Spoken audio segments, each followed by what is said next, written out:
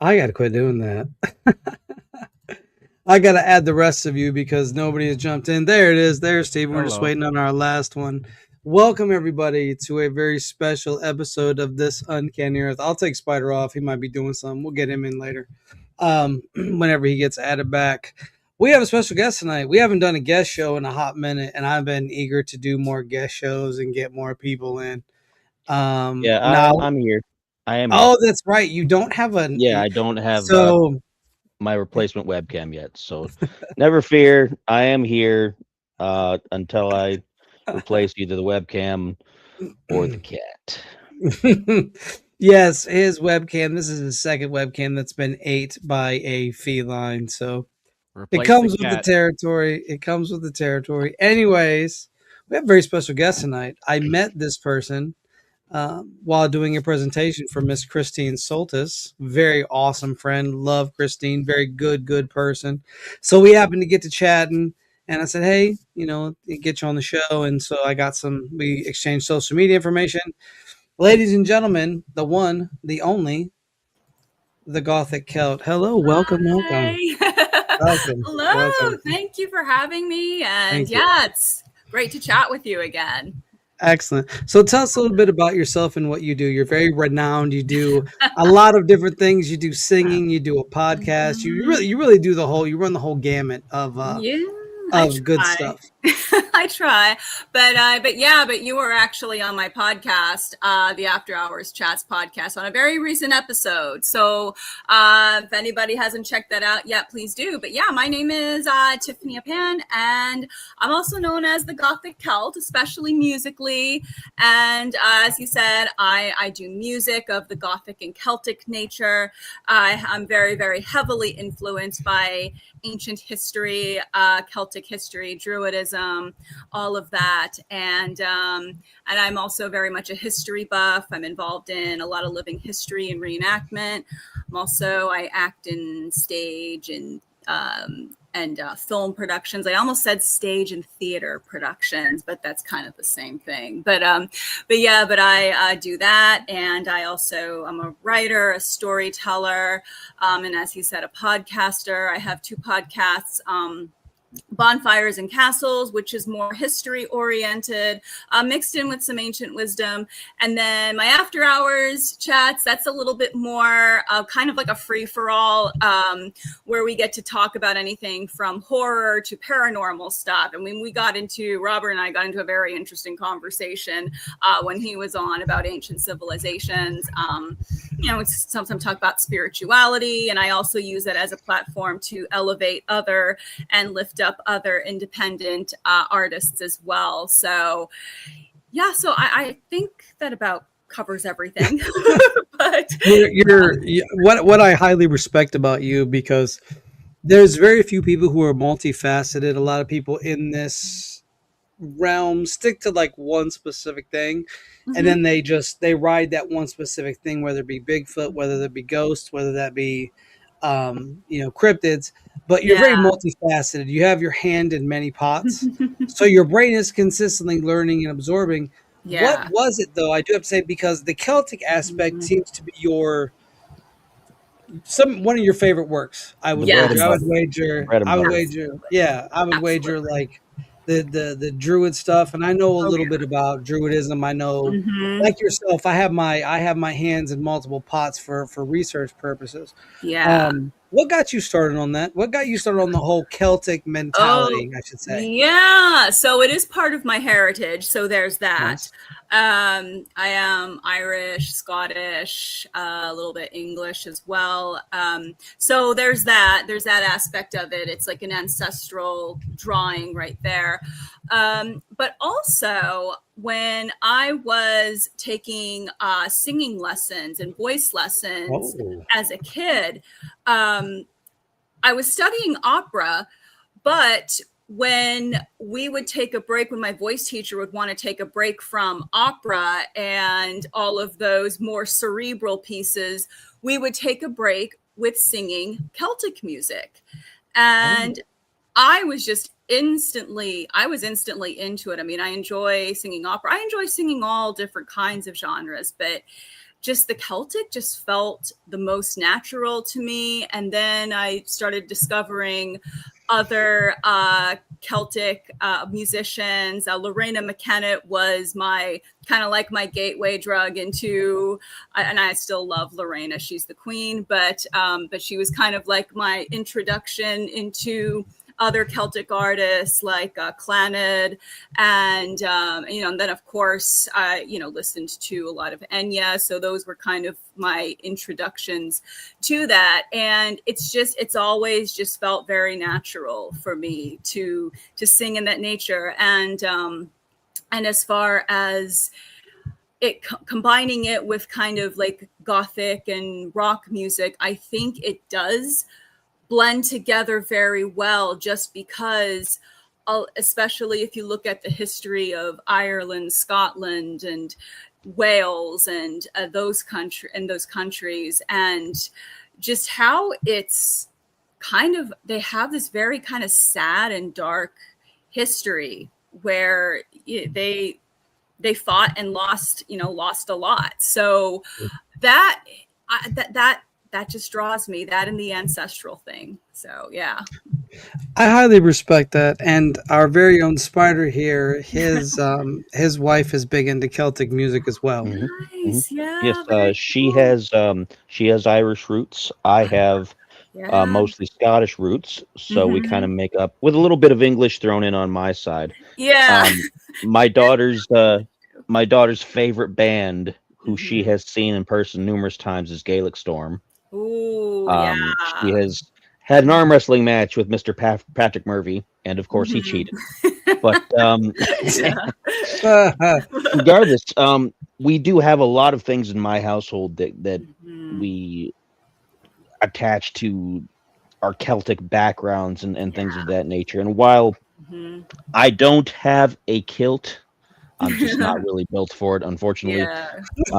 We do have a family tartan color, and we've looked into all that. We've done a lot of research into ancestry and things, and we're very kind of connected to that part of the world. And one of these days, I would love to go out to the islands and see both of them, really, and spend a lot of time just kind of investigating. And it's fascinating that they have these, like you said, dark histories, right, and yet they're a very, I don't want to say necessarily a happy people, but they can be like Scots and the Irish can be very jovial. Yes. And I think that's like a side effect of having this violent history that they've had. They've learned to be adaptable, and they're much warmer people for it, I think. Yeah. It's one of those things, I think, where it's like you can either allow all of those things that happened throughout your history to consume you and turn you dark, or you can use that as a way to elevate yourself. And not that you won't maybe be affected by it, but maybe you won't need to heal from it in some way, but you find a way to make yourself even more resilient. And I think that that's a lot of where that might come from. I agree. Yeah. What doesn't kill you makes you stronger. Right. And I think too, dealing with like the weather and dealing with consistent rain and just wars and rival tribes, you're happy for the things that you do have. So it's like, you make the best out of what you have, so that life doesn't seem so gloom, but you put the gloom into the celebration so people know why you're celebrating. And I think that's fantastic. I think that's a very interesting aspect to take on.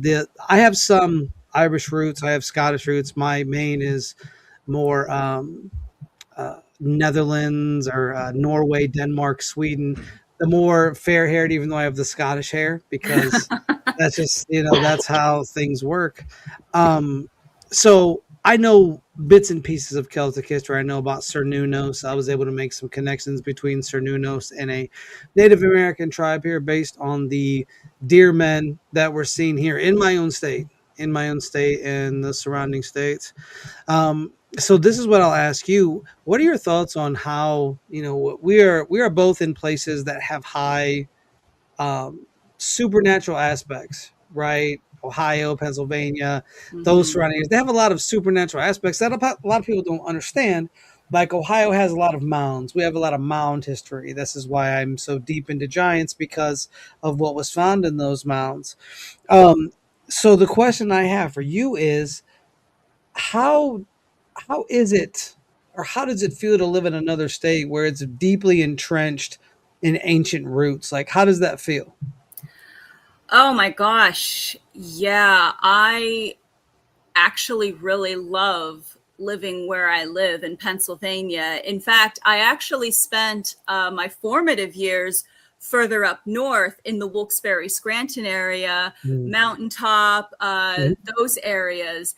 And let me tell you, I could sense there's just something about that area, like, it's close to the Mhm. Poconos and Yep. just that thick forest. There's just something about that area where, yeah, I'm pretty sensitive to energy, so I can just feel more activity there, even more so than here in Pittsburgh. I mean, there's definitely, Right. it's here in Pittsburgh too, but when I visit there sometimes from time to time because I do still have some family up there, and I just like to go up there. It's so peaceful, and it's Right. almost, if you've ever been up that way, Mhm. anybody that's been up that way can agree that's kind of like its own little world, its own Yeah. little vortex in a way, especially when you venture into the Poconos. Because I played a gig in the Poconos a few years ago, and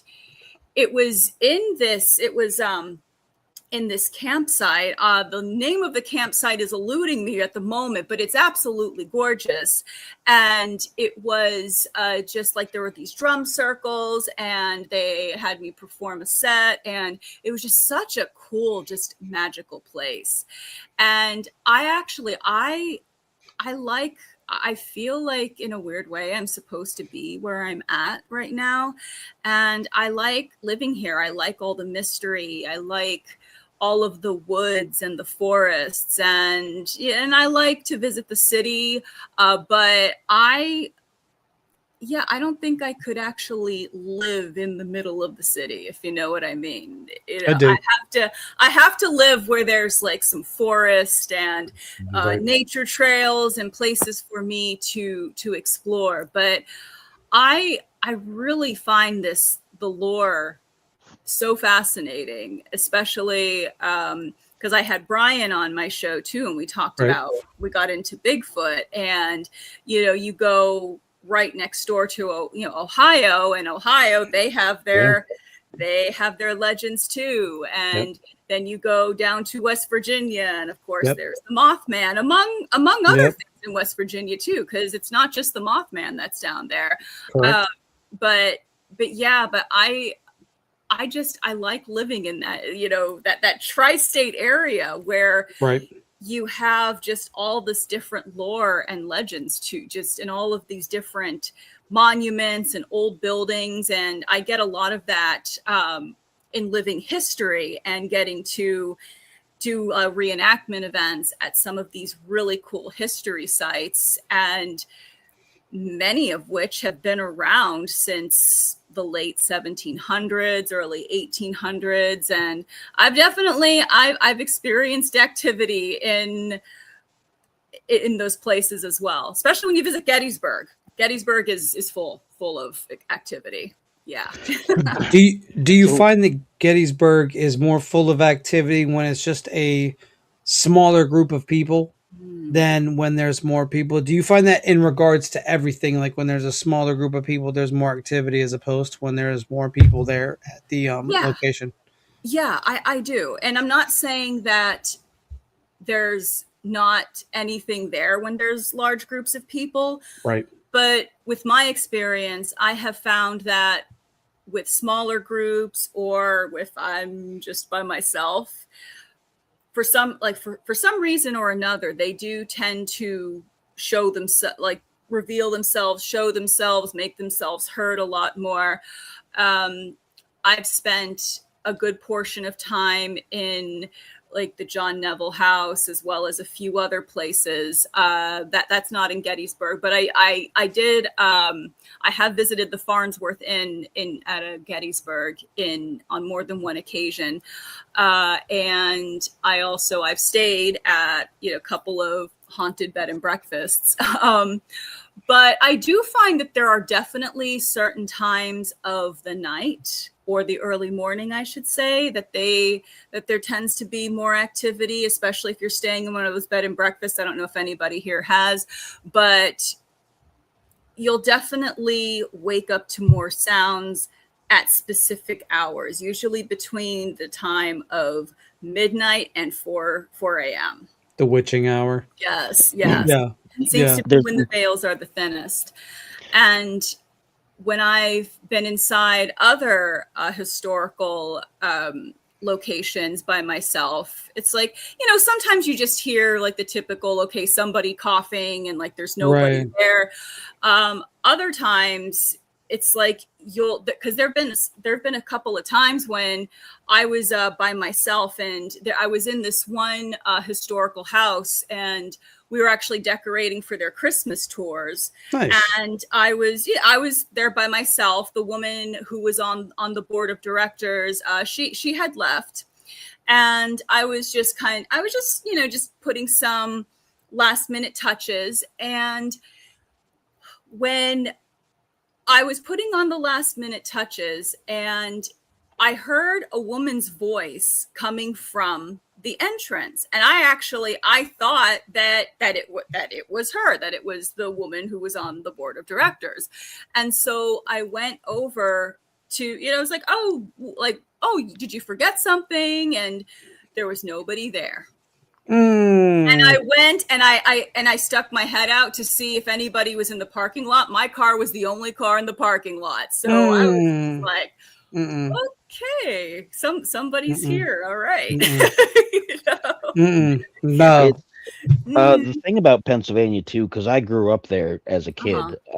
I didn't move into Ohio until my early 20s. But Pennsylvania it's a varied state as far as the kinds of history that you find there. Yeah. Because you've got the old colonial history with Philadelphia and a lot of that. You have Gettysburg, and there's multiple battlefields around where you have that effect seeping into the soil kind of. But then there's so much forested, mountainous area that people can just walk into and get lost because they don't understand that, hey, it's just a little bit of woods, but you walk in a few hundred feet and you don't know where you walked in from anymore.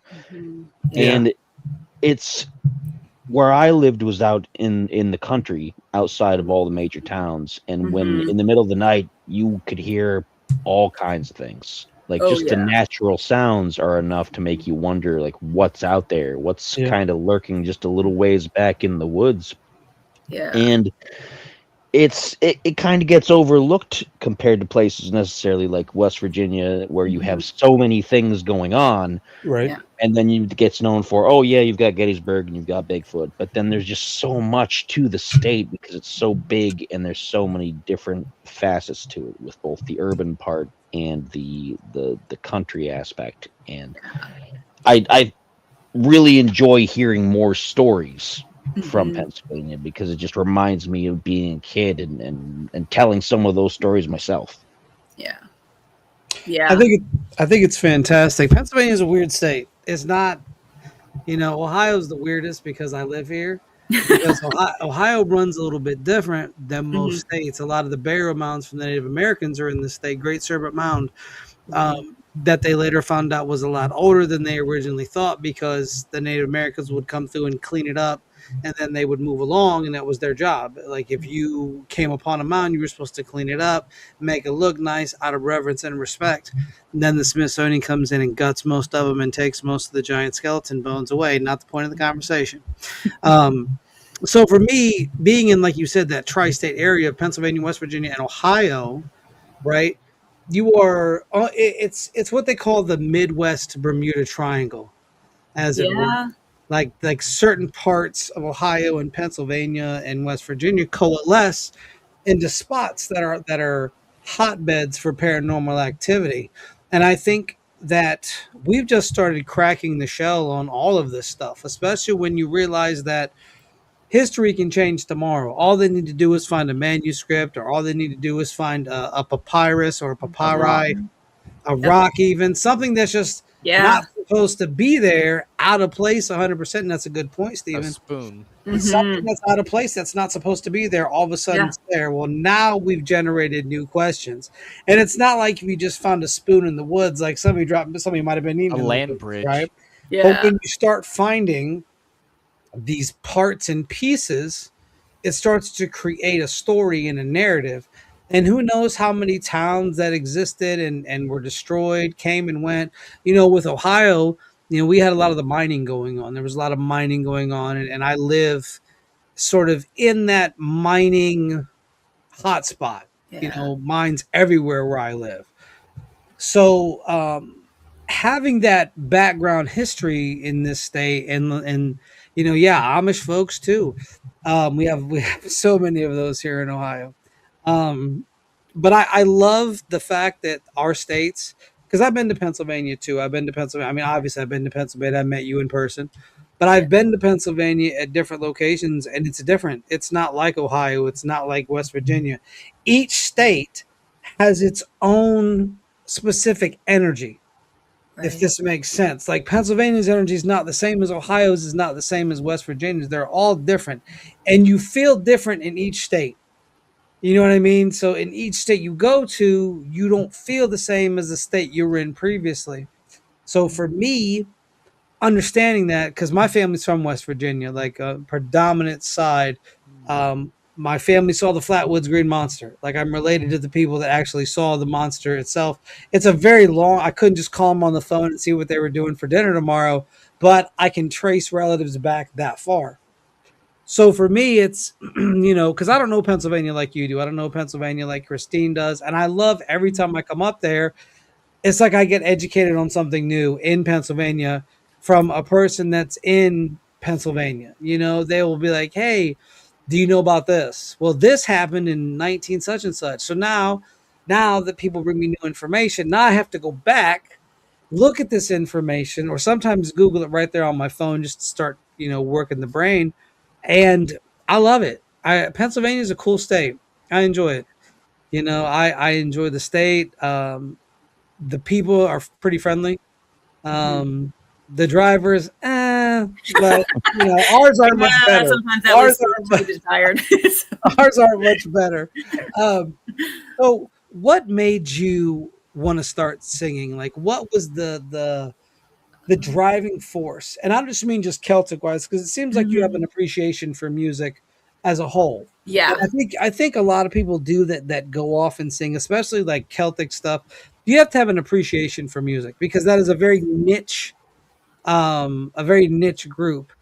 What made you decide, you know what, I want to start singing? Because I respect people that sing, and because you're putting your whole self out there. You don't, people that play an instrument, they have an instrument to back them up. You know what I mean? They have an instrument that kind of shields them, from having to push out vocal cords. However, you, and, go check her music out. It's fantastic. Thank you.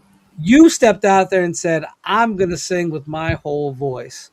What made you decide that, you know what, this is something I love doing? What was it? What was that one thing that pushed you into that? Oh, man.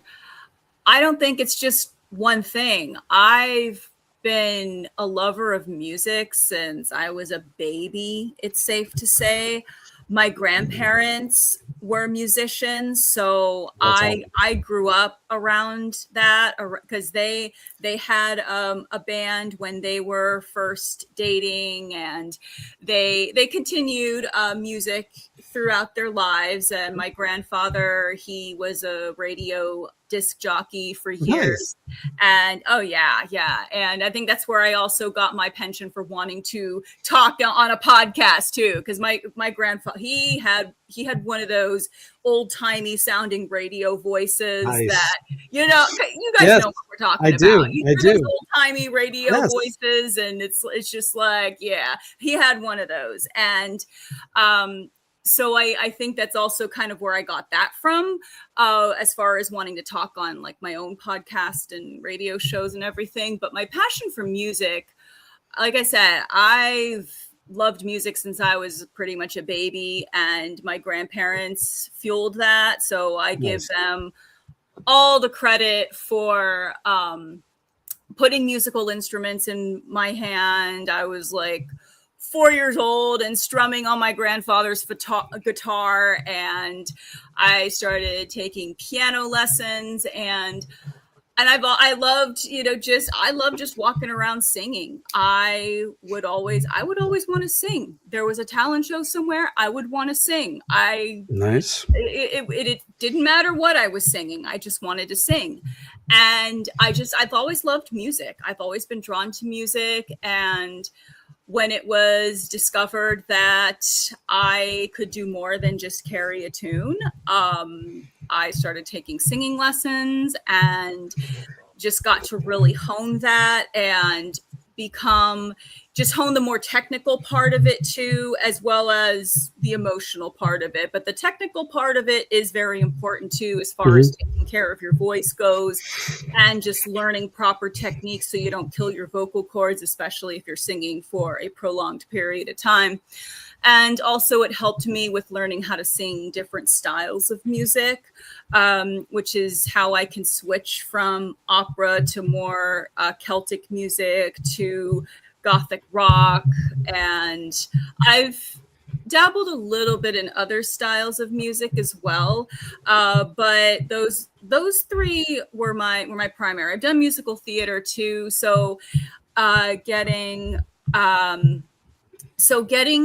to that point, it was just a fun journey. It's been a fun journey doing that. And I can't really point to one single memory that I have that really made me want to start singing. It's just, it's always been in me, and I give my grandparents credit for honing that for me. So, yeah. So Missing Time says, was there a singer you really looked up to or still look up to this day? Ooh, gosh. Yeah, that's a great question. Because there's so many great singers out there that I personally admire, and it's hard to pinpoint just one. But I would say when I was little, I heard the Phantom of the Opera soundtrack for the first time. Classic. With Michael Crawford and Sarah Brightman. Yeah, Classic. I heard that for the first time, and that had me hooked. So Sarah Brightman as Christine Daae really had a huge impact on me. Fantastic. And I think I can say that was my earliest hardcore influence, I would say. Sarah Brightman as Christine in Phantom of the Opera, and then it just kind of grew from there. So I have my uncle to thank for that too, for introducing that soundtrack to me. So yeah, but yeah, Sarah Brightman as Christine Daae, I would say, had a huge impact on me when I was little. And then from that point on, my music and my interest in music and singing just really grew from there. So yeah. That's awesome. I'd have to say Nat King Cole is probably my favorite singer all time. Fantastic. Love the voice. I've seen Phantom of the Opera 3 times in the theater. Yeah, that's right. Everybody out there, Uncanny has some class. Yeah, that's right. I have a little bit of class. A little bit. There you go. A little bit of class. So now let's switch gears, because I want to ask you a couple things. Yeah. Where, I'm sure you get the question of, what's the scariest place you investigated? But I'm going to flip this on its head a little bit. Where is the place that you thought nothing was going to absolutely happen, or something, but then it ends up being one of the greatest experiences you've ever had? As far as paranormal goes? Yes. Or like hauntings? Oh, okay. I would have to say, oh my gosh, that's a tough question, but I would have to say it would be either the John Neville House in Bridgeville, Pennsylvania, or the Depreciation Lands Museum, where I do a lot of living history stuff. Okay. It was, you see, the thing with the John Neville house, it's a very old house. It's been around since the late 1700s, and for those of us, including myself, because you're giving me new information. Please explain who this gentleman is and the house, please. Okay, so John Neville, he arrived in Virginia when Pennsylvania was still part of Virginia. So he actually arrived in the Pennsylvania side of Virginia before Pennsylvania officially became Pennsylvania. Because there had been talk before about naming that part of the area after William Penn, but when John Neville was here, I think it was Pennsylvania was still part of Virginia, even though it was kind of its own thing at the time. But when John Neville arrived here, he got married to a woman named Gwendolyn, or Winnie for short. And he, though, would later on become very instrumental in the Whiskey Rebellion of the late 18th century, about 1792. And he was not very favored during the Whiskey Rebellion, because even though he was of the aristocratic class and he was respected, but he was the overseer. He wasn't a tax collector, but he was an overseer for the tax collectors during the Whiskey Rebellion. And at the time of the Whiskey Rebellion, basically they would go into the distilleries, because a lot of the people, they didn't have the money. And it's been a while since I've told this history, so I'm trying to remember everything correctly. But all they really had was whiskey to barter with. And so they were putting a tax on the whiskey. And so the people were not happy, because that was basically their livelihood, the bartering of whiskey for goods and all that stuff. So John Neville was not very well liked during that time. In fact, there was a siege on his home, on his property. In fact, he actually, his main home was up on Bower Hill, which burned to the ground. All of his property burned to the ground, except for the house that we now know as the John Neville house. And that was kind of like a summer home, and it was one that he passed along to his son, Presley. So that's kind of the history behind there. And I mean, and it's a very old place, like I said. And there were generations of family that lived in that house. The Cowan family, Christopher Cowan married into the Neville family, and then there were a couple other generations, and then it wasn't until the 1970s when the entire when the last of the family finally decided to move on and move out of the house, and it was going to be torn down and turned into a McDonald's.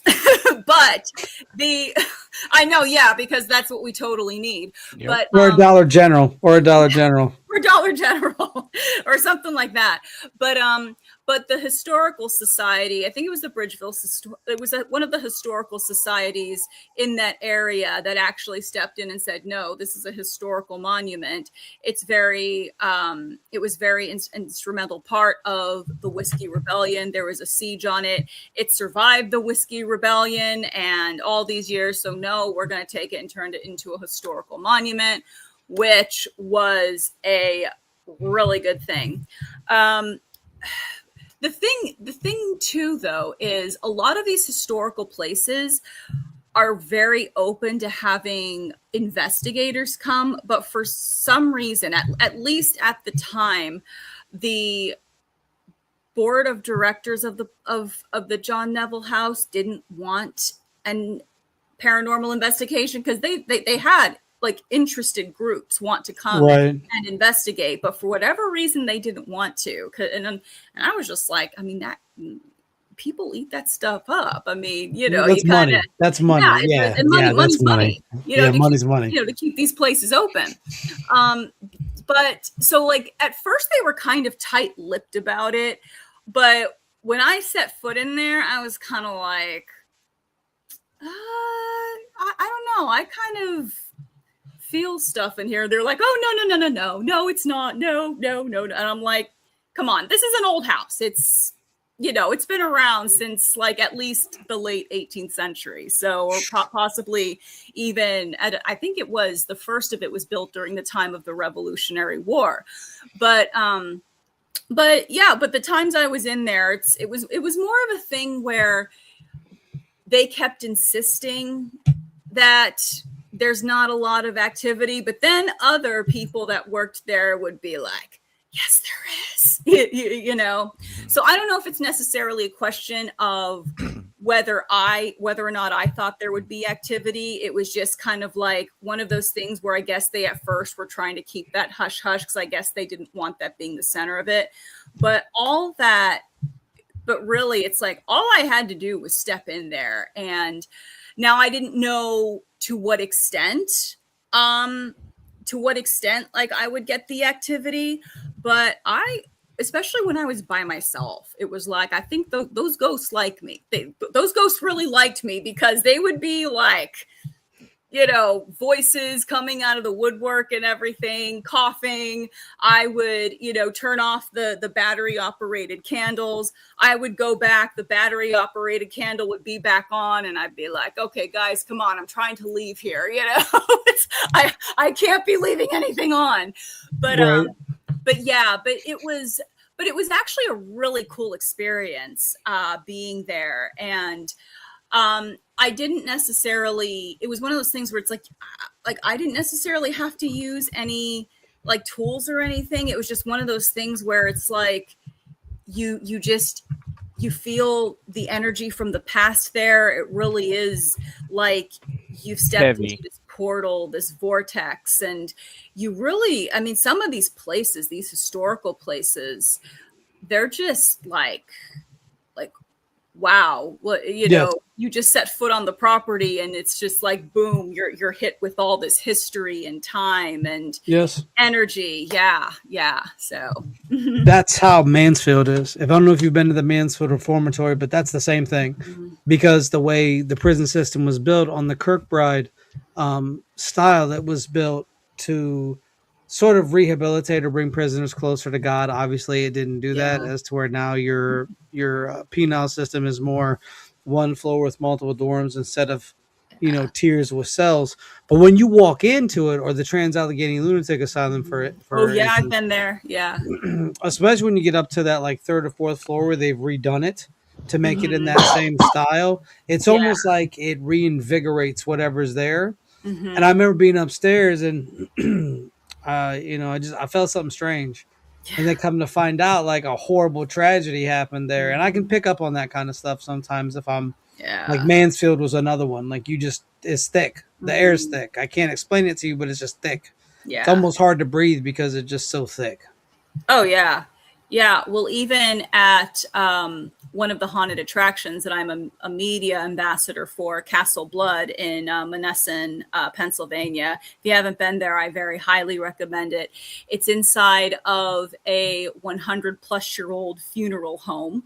They made their haunt in there, which I think is really awesome. And the most recent investigation that I was on, it was held by the Whispering Souls Paranormal Investigation, who I've had on my show, and they're awesome too, and they're very professional, and that's what you want to make sure too. You're with a team of professionals. Yeah.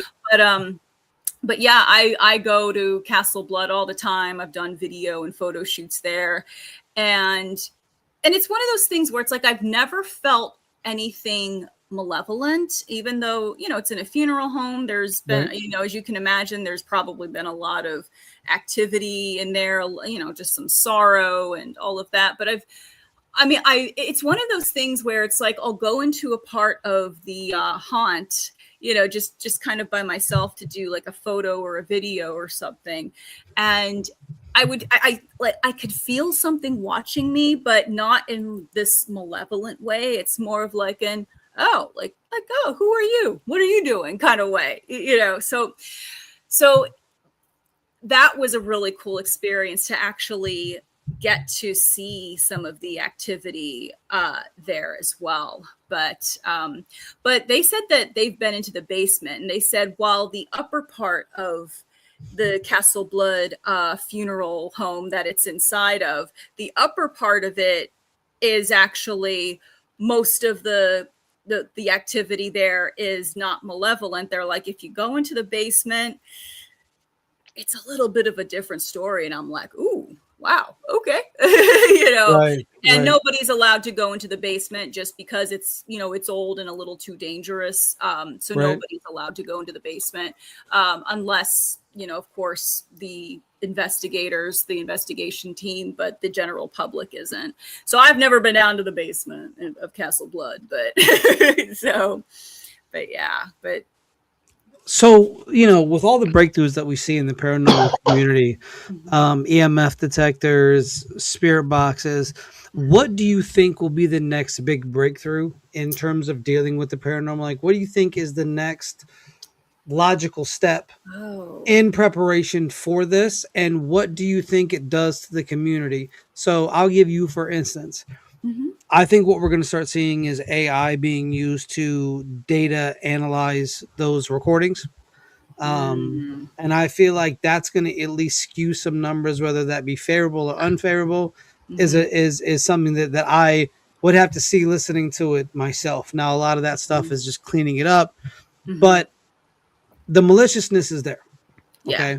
That's my thing. That's what I see. What do you see being like the next big thing in the paranormal community that says we have some more evidence? Because everybody, myself included, have went into places. I went to Mansfield on an overnight ghost tour. I didn't expect to see anything. I didn't see anything because I knew I wasn't going to see anything. There's too many people.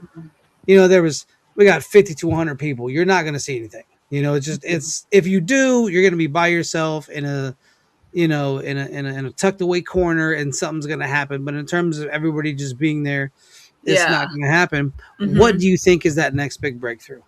Oh, yeah. I know AI has been kind of sweeping everything, unfortunately. And in some cases, it can make some things better, but in other cases, of course, it's one of those things where if used for the wrong purposes and the wrong reasons, it can actually have a very detrimental effect on everything. Because now it's like you can't even watch a video without at least one person being like, this is AI, or read a book and like this is AI. It's like not everything's AI. Okay. A lot of people still do use practical tools and still utilize their natural abilities. Not everything is AI. Although I understand the skepticism. It's like it's almost become like a Where's Waldo kind of thing, where it's like we have to put like, oh my gosh, this is AI. This is AI. It's like the boy that cried wolf almost, The boy that cried AI.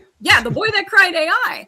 But yeah, that's the thing. And I think, I agree. Some tools might be more AI generated. I know there's this one app called Ghost Tube, I think it's called. That I had it for a while. I used it for a bit. It was cool. What do you think of it? Like, do you think it actually works? So I don't buy into it. Steven's like, no.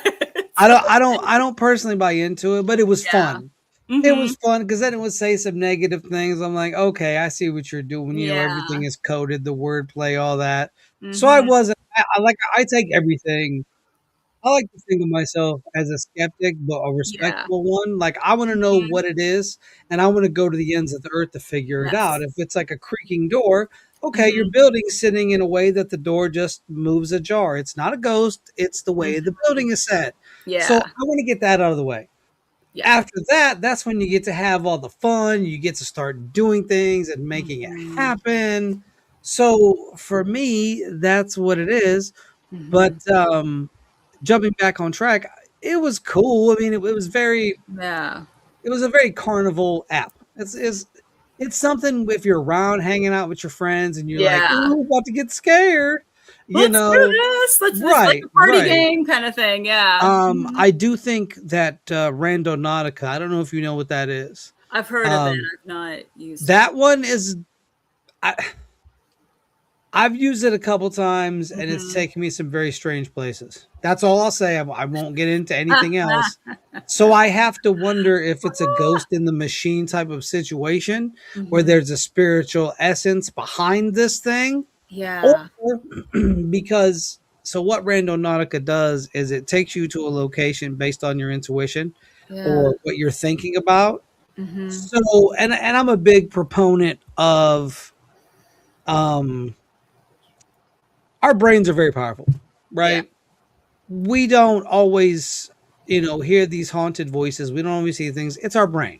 Yeah. And if your senses are deprived, like if you're in a sensory deprivation tank and you can't hear and you can't see, your brain will start making up images for you to see because it has to have something to ground itself to. So a lot of times I think, especially with Randonautica, it's like, okay, my intent. So if my intent is death and it takes me to the graveyard, how much of my brain or the power that I have is put forth into making that a reality? Because I do. Somebody just said it's led people to bodies. I've seen that. I've watched videos about that. Yeah, it has. It's led people to bodies. It's led people into some like mutilations. Crazy like people's farms, and they find these weird things and sigils in the ground. There's been abandoned places where they find serial killers. Yeah, it's been pretty crazy. Yeah. But getting back to GhostTube, it's just a fun app. It's not something you should ever take seriously. Right. It's just something like, oh, we're gonna scare each other tonight. What do you think, Ghost? You know what I mean? Like you're at a sleepover. Oh, let's dig out GhostTube and see what it has to say. Yeah. Put the Ouija board out. Oh, you stop touching it. Yeah, it's that kind of situation. But continue, please. What do you think is that next breakthrough? Yeah, you know what? It's hard to say because on the one hand, I do think that there's still a place for the practical tools like dowsing rods. Like that seems to be where I get the most activity is dowsing rods. Like dowsing rods are my jam. And I do tend to favor the more practical tools myself. I know that there are a couple of apps on your computer that does draw out. It's supposed to draw out the sound of any type of spirits that might be around and wanting to talk. But I think if we're going to go in that direction, we need a way to be discerning and a way to differentiate, okay, what can possibly be corrupted by AI and what's actually legitimate. Just because, when you start to get into spirituality, the paranormal, anything that might be considered woo-woo or whatever to the masses, you really have to fight to maintain credibility. And that's what I respect about Whispering Souls Paranormal is the fact that when they hear a sound, when they hear something, they first try to debunk it first. Got to. You really have to. That is how you've got to do it. That's how you got to do it. Yeah, that's how you got to do it. And if it means that, okay, you debunk every single thing that you experienced that night, then so be it. If there's a logical explanation for everything that night, then so be it. And that's a good thing. That's a good thing. That's a good thing. It puts a lot of things to rest that couldn't be put to rest before. Yes. And I love the fact you've said that because so many people hear like the slightest thing. They're like, oh my gosh, And I think part of that is showmanship. We have Zach Baggins, we have the Ghost Adventures team, and I'm a sucker for it. I think it was cool. It's fun. But I always looked at it in the reality because I've been in similar places as those men. Yeah. And to be honest, 90% of your time is standing around talking to thin air. Pretty much. Let's be honest. It's not the big sensational of if there's somebody here push me down the stairs, because we want them to get pushed down the stairs. Come on, we want to see that because it's TV. Yes. But when you're doing it yourself, you're not asking, you're not saying that, you're not trying to antagonize. You're trying to ascertain what or if is in this situation, whether it be malevolent or harmless. And I think that's key. And you can't do that if every little sound to you is a ghost. Right. Every little sound to you is a cryptid, or every pair of eyes in the forest is a creature. Yeah. Right? That's not how this works. And I think if we don't do the skeptical aspect first, you're going to be so caught up in the fanatical. I always ask, and I'll ask you this question because I think it's a good one to ask. If you didn't know about something, do you think you would still feel the same way about it? Like if you, let's say the John Neville house, you know absolutely not a thing. You know nothing. Somebody says, yeah, that's just a house.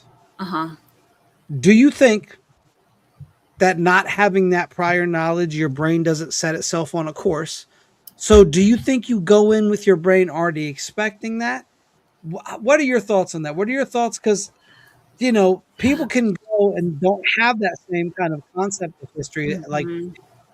And they just go into a house like, yeah, this is a house. They'll say, no, this is a house. Are they going to get the same things as we get? Because we've already been inundated with it. We know, we've studied history. We've studied life and death. We've studied some of the religious aspects that are part of it, curses, everything else that runs around with that whole system. Does that person experience what we experience, or is some of what we experience more us?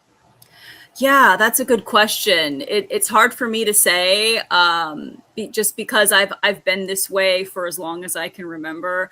I've, like I said, just been sensitive to energy and everything for as long as I can remember. But I have been on, because even with the one with the one with Whispering Souls Paranormal, because there's a ton of history in the Castle Blood funeral home.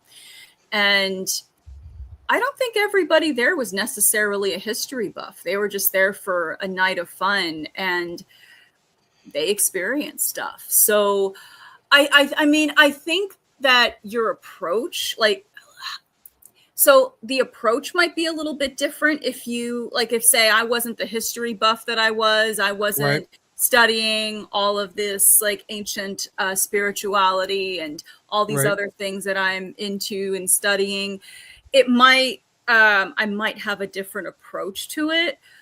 I might go in, I go in with a healthy amount of skepticism, even if I know a place has activity. I will go in with a healthy amount of skepticism that not every bang, not every bump, not every shuffle is going to amount to paranormal activity.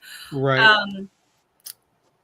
I don't know. I can't really imagine. It's a tough question. It's a tough question. It is a tough question. Yeah, it's a good question.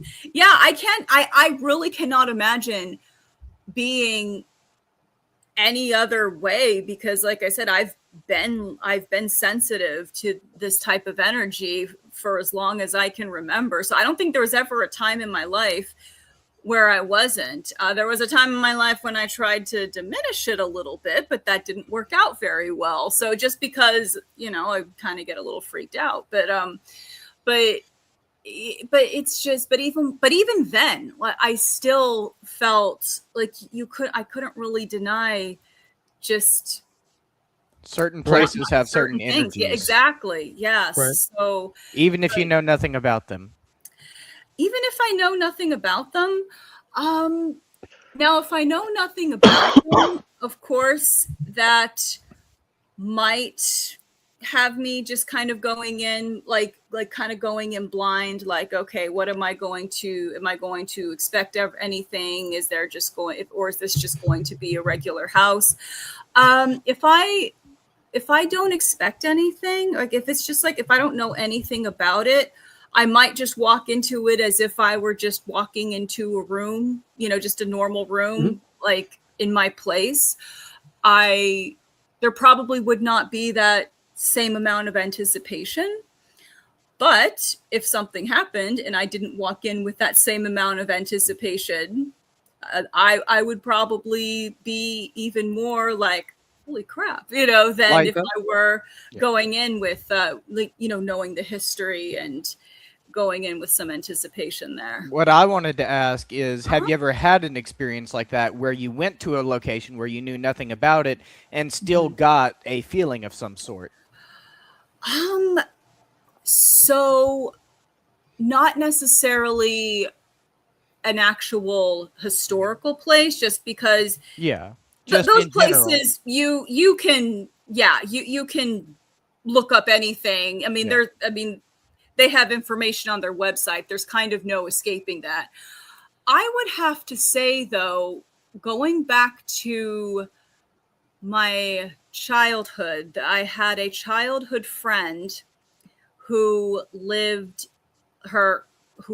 in, obviously she lived in a house. I had a childhood friend who lived in a house. I was like, wait a minute, what the heck am I talking about? Of course she lived in a house. I'd hope so. Yeah, but when I went to her house to sleep over, I wasn't expecting to experience anything, because it wasn't necessarily a particularly old house. It wasn't necessarily on any type of map or anything like that. But in the back of her house, and this is back in Mountaintop, Pennsylvania, in the back of her home, like there were these woods. And always the woods. Yes. And me being the kid that I was like, yeah, running straight to the woods. I've always loved the woods. And there definitely, I would say I heard what sounded like whispering in the trees. And it wasn't, and at first I, kind of dismissed it as the wind. But the more I listened, the more it sounded almost kind of like chanting. And then there was something that kind of sounded like a drum circle, almost like a Native American. It was a group of fairies trying to lure you into the forest. Yeah, maybe. I don't know. Yeah, that could be. Yep. Oh my gosh. Yeah. Yeah, because you hear about, especially kids, like they try and to. And they always use the drums. Oh my God. Oh, that is so true. What if the fairies were trying to take me away? Yep. I would have went. I'd have been like, let's go. I'm tired. Yeah, let's it's go. like, peace out. I'm going to live with the fairies. Deuces. Yeah.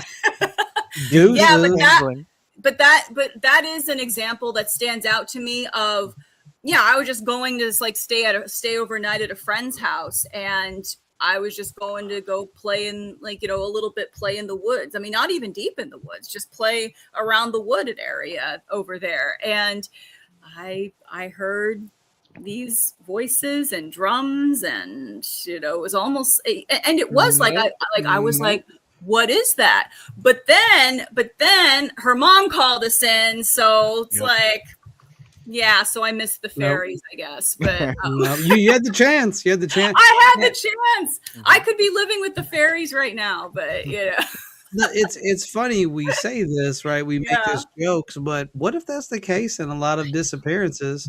Yeah. And the thing is, back in the day, they didn't have social media, they didn't have media, they didn't have phones. Your kid went missing. Well, now you're going to have two more, so one of them can go missing, and then they don't really say anything about it, because who's going to believe your child went missing in the forest? Yeah, with the fairies. And not consider foul play.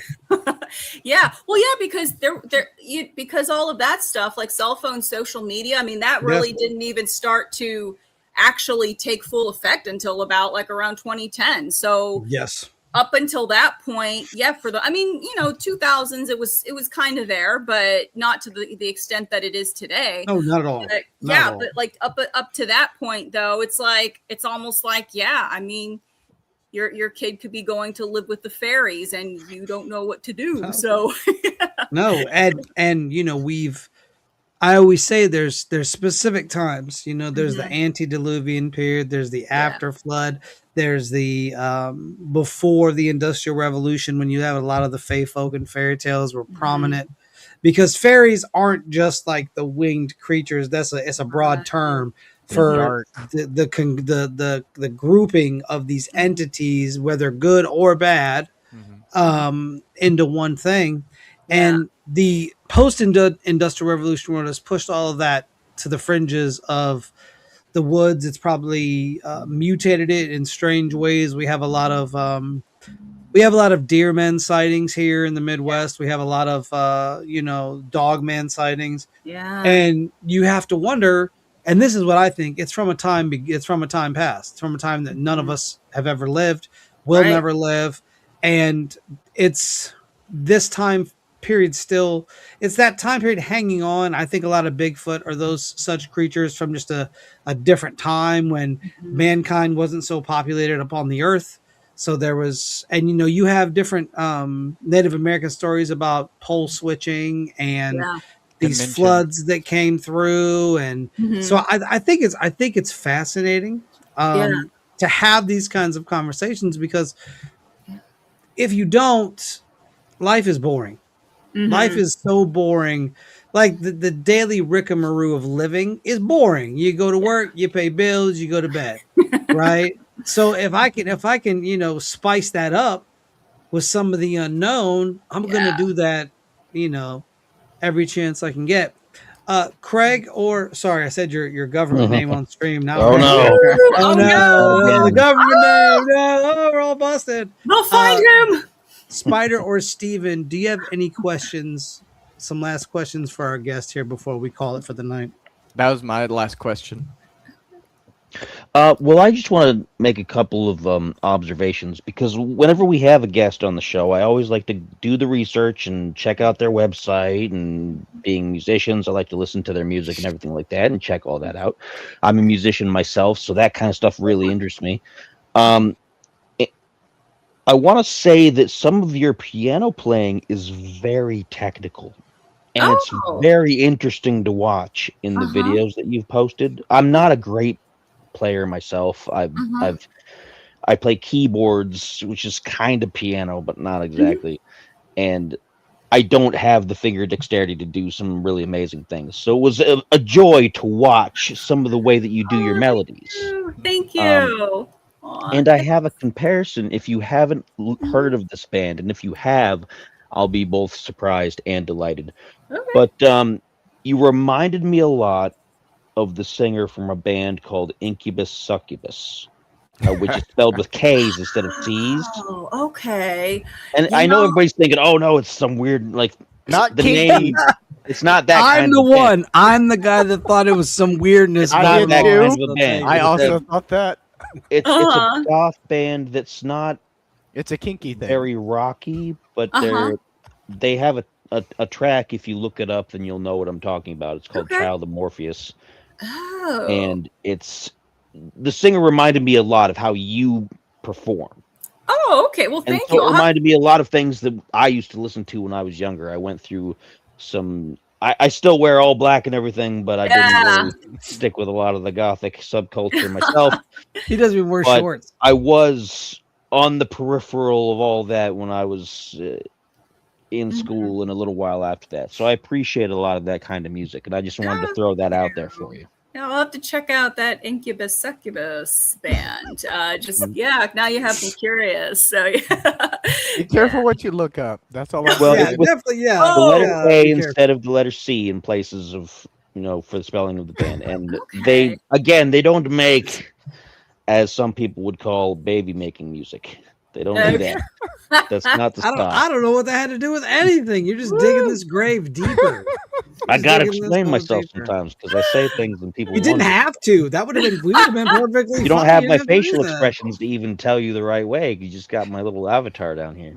Yeah, I know it makes me sad, but you need to stop having Genghis cat cons that are over there eating your wires. Yeah, I don't know what he yeah, has about wires. He loves No. them. You cats have a love kitty wires. cat that eats your wires. Yes, He does.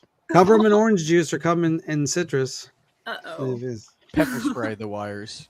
Well, No. We've got the bitter apple is what we got. The bitter apple. I want to thank the Celtic Goth herself for coming on the show. Thank you. This was amazing. We could keep going, so you're definitely welcome back. You're definitely welcome back. I'd love to. Yeah. Where can people find you? Okay, so my website is thegothiccelt.com. That pretty much has all of my links, my social medias, the links to my two podcasts. You can also, though, definitely find me on Facebook, Instagram, YouTube. I do have 2 separate channels, one for my After Hours podcast and the other for my Gothic Celt stuff, my music, and my Bonfires and Castles podcast. They have their own page, but my After Hours page is its own thing. But you can find me, like I said, thegothiccelt.com is probably the easiest place to find all my socials and links to my podcast. But you can definitely look me up on Instagram, Tiffany Apan Music. That's my music page. Or if you want to follow both, the Tiffany After Hours podcast on Instagram as well. And they have their own Facebook pages and YouTube channels as well. So that's where you can find me. Excellent. Well, Tiffany, it was an absolute pleasure. Thank you so much. It's fun for coming on. I had a blast. I always like learning new things from new people. We're gonna have to get together about this Castle of Blood thing because now I'm curious. I would love to because I've only been to like 2 or 3 paranormal places on an investigation. I've never really done a thorough investigation with people. It's just been like kind of slopped together, if that makes sense. Yeah, so being able to do that would be great. Yeah, also Crawford School of Terror is another one. I have to give them a shout out. They're in an old turn of the 20th century schoolhouse, and they have their haunted attraction in there too. In fact, they're friends with Castle Blood. So that's one thing that's something that they both have in common is that they have their haunted attraction inside these actually old haunted buildings. So Crawford School of Terror in Connellsville, Pennsylvania, I have to give them a shout out too because they're also awesome and worth checking out. And they also do paranormal investigations at their place too. So yes. Excellent. Well, everyone, thank you for watching with us tonight. We'll be back next week for another fantastic episode of This Uncanny Earth. As always, why be boring when you can be uncanny? We will see you, all you beautiful folks, next week.